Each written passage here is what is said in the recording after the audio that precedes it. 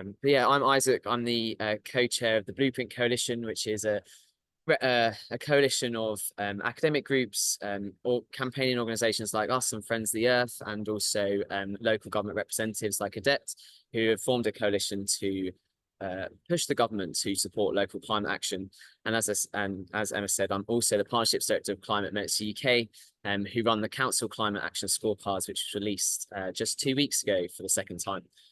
I am not speaking to you from a call center, despite what my headset might look like. I am have been at the LGA conference, the Local Government Association conference this past week, and speaking to councillors and a vast array of sector and officers from local government about my work at Climate UK, and also local climate action in general.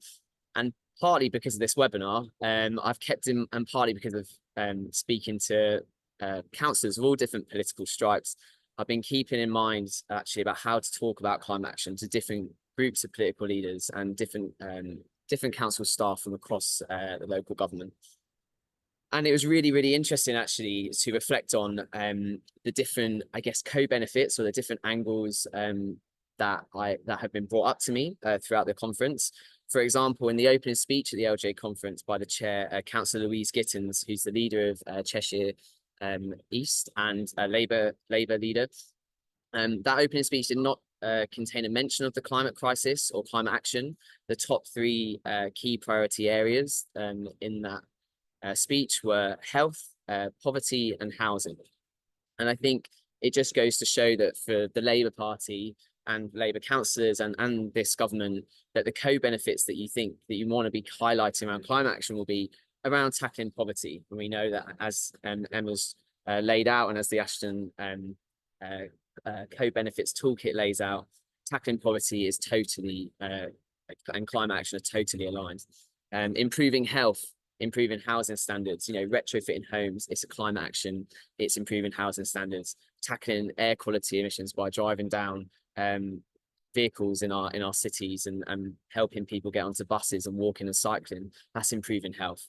And so that was really interesting to think about. Those are actually the key co-benefits that the Labour politicians will be listening to. But the Labour Party do not have power in large parts of this country. And I've spoken to parties on the complete other end of the spectrum. And obviously the feedback was totally different. And I think there was a councillor actually who spoke to different parties, someone who went and spoke to different parties, and he actually posted and said that when climate action has been presented as a way to save money, people don't seem to mind.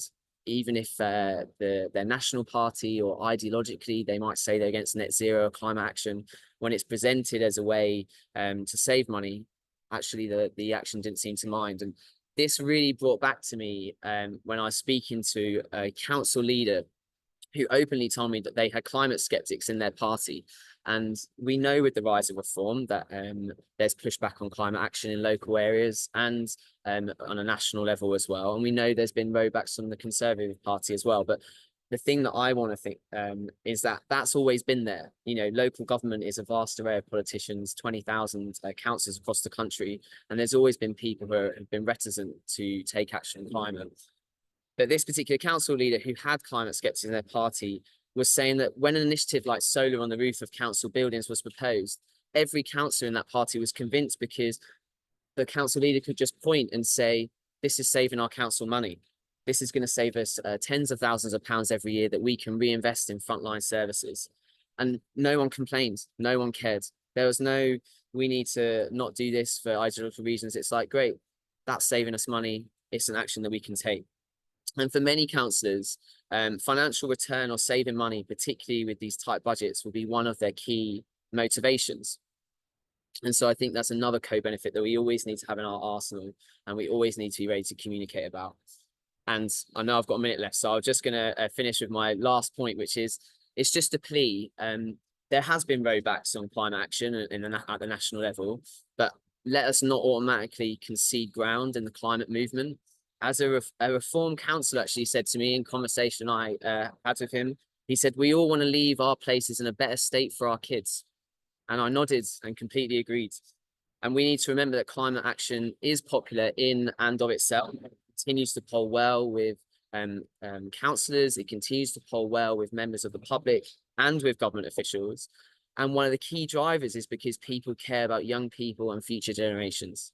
So yes, let's absolutely prioritize speaking the co-benefits that different politicians of different political parties will understand and will want to prioritize. But let's also keep sticking our heads above the parapet to make the case for climate action.